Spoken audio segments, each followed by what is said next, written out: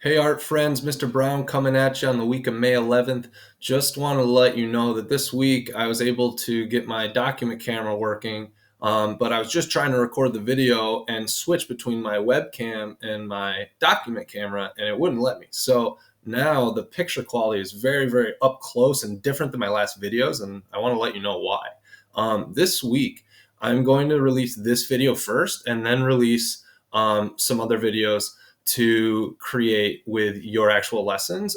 This one I'm going to incorporate and make this the lesson for the third, fourth, and fifth graders. But since two of my fourth grade classes have already done this project through Zoom with me, please just stay tuned for the other videos I'll be posting. Okay, and we can kind of do a pick. This week we're going to draw a pileated woodpecker, and one of my better drawings of it came out like this. And I saw this on a walk, and this was a topic for my Zoom classes with Mrs. Bennett and Mrs. Abbott, and it was tough with my connection with Mrs. Abbott, so it led me to really want to record this video just as kind of like a bonus this week. So what we're going to do is we're going to draw this, but I want to share with you where I saw this. I saw this at Onondaga Lake Park, right? I've been going on a lot of walks there. I live in Liverpool, so it's perfect for me. But to see a creature like that at Onondaga Lake Park is really, really surprising, because it's really big and it goes on the side of trees and it hammers into them. Now, you might have seen little tiny downy woodpeckers. They're about this big. But a pileated woodpecker I can't even fit it on the screen. It's about this big. It's about the size of a full-grown crow. So to see that on the side of a tree is a really, really cool thing, especially in a place that you're not used to seeing really kind of unique wildlife in, like Onondaga Lake Park. Now, we're going to get started, so I'm going to have to switch the camera over, and I'm so sorry in advance, friends, if this is a little shaky. Again, I'm doing things for the first time, I feel like every week, so we're going to just go with it, and pretty soon here, hopefully we'll start editing these videos so they can be a little bit more professional grade for you. Now, just like in our classroom, right? Perfect. And this allows me to be able to actually draw the image well, because earlier for Mrs. Abbott's class, try as I might, I was drawing it upside down, and it just never turns out the right way when you do that, because when you're looking at it from the top down, it makes things look normal, but then when you look at it flat, it totally distorts the whole image. So I just started with a circle and obviously just colored it in. I just kind of colored it a little bit because they don't have very big eyes. And now I'm drawing the top of the head here. And the head, the pileated part of the pileated woodpecker, is this part that we're drawing right here. It goes way back into space. And it's almost like you can almost think of it as like a mohawk. So you can do some zigzags at the end. Okay, but we're just going to leave it like that. This looks really weird right now. I understand, right? But we're going to start to just take this down just a little bit from the eye. So it's elongated like this, like almost a really curved S. And then what you're going to do is you're just going to come way out.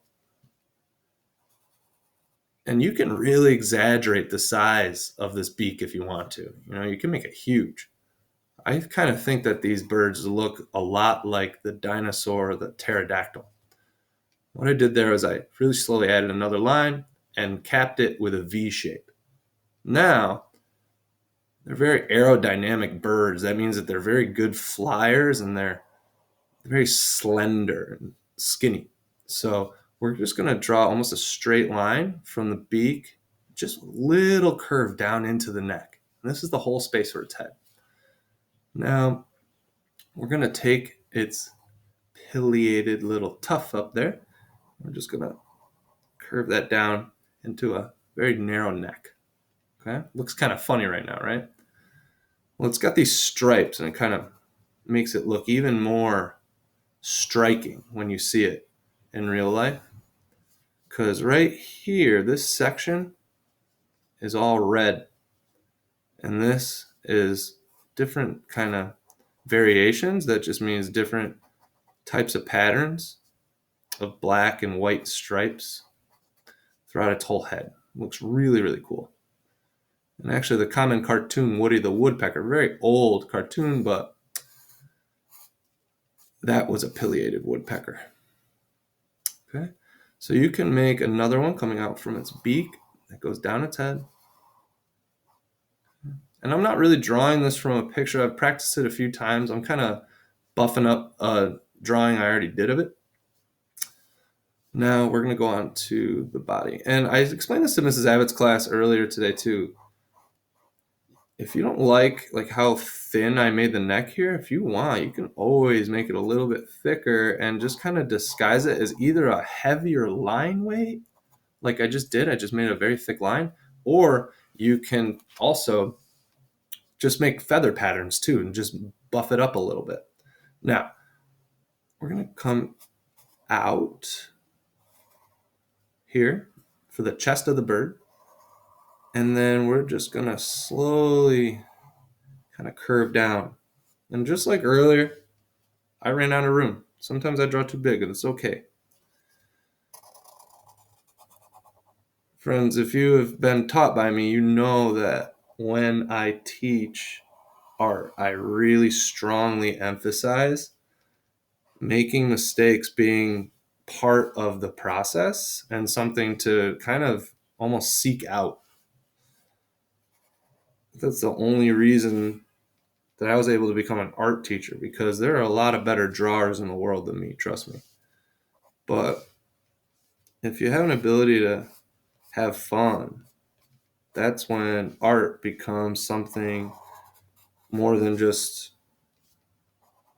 a hobby. It can become something that is good for your health. Now, mine's kind of going off the page, but we can almost imagine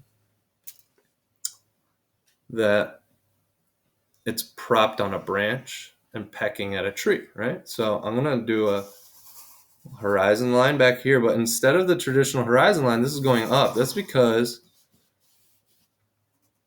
we're drawing the tree here. Maybe that's all we see in this image, right? And now from here,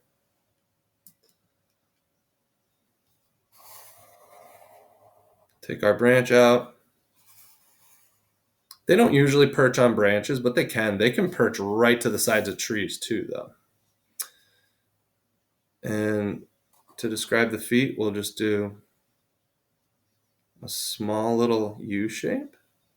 And then we'll pretend the other foot is disguised on the other side. We'll go down and up. And what we're going to do is we're just going to make kind of a claw C, like a backwards C. That kind of claws in. And if you want to make it really realistic, you can add that second claw behind it. And there we have it, right? Now you can add extra details to the tree. You can, of course, draw a traditional horizon line behind it. Maybe there's a mountain range. Anything can happen when you're patient with yourself and you do your best, right? Things I would change about this right now, right off the bat, would be the body down here. I'd probably want to take this in a little bit, right? Maybe the neck, right? But this is something I learned for next time. This came out a lot different than this other drawing I had too. This one I kind of like more, right? But it's okay. It's all right. I focused way more on the head and making the video, and there's so many things that go on in our life that might affect our drawing for that day, and that's okay. All right, friends? So I'm going to turn it back around. It's probably going to be very zoomed into my face.